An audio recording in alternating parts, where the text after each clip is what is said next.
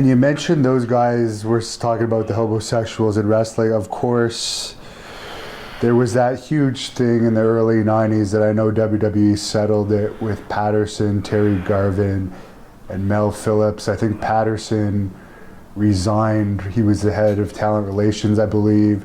Then when he came back years later, he was only ever a producer. But you must have had some experience with all of those guys. I don't know about Mel Phillips, but Terry Garvin and Pat Patterson. I barely knew Pat. And Terry Garvin, I knew Terry when I was a young boy, and Terry would kid around, but Terry was, it's like stories you hear about Jim Barnett. Jim Barnett kept his personal life personal. I think that Mel Phillips was the ringleader of this. I'm not so sure Terry's participation, but it seemed to me, from what I read, and I wasn't there, it was always a young boy waiting for Mel Phillips. And Terry was married too, so not that that means anything, but...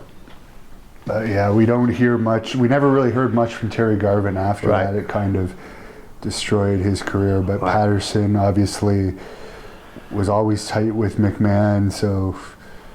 And it was all settled anyways. I was just curious your opinion. And here's the thing, if I'm going to give Patterson what I think if I was a lawyer. Vince McMahon wouldn't have put his company in that jeopardy if he knew that was true. I think he put, it was like, I'll give you an example. Didn't, and I hope nobody takes this out of context, didn't Fit Finlay do an angle where, and he was the agent where they were doing the American flag, salute to the American flag, and the guy came down and they let Fit go for a while, but he came back, you know what I mean? I think that Vince said, well, we'll get the heat off of you. I don't think Pat ever lost a payday.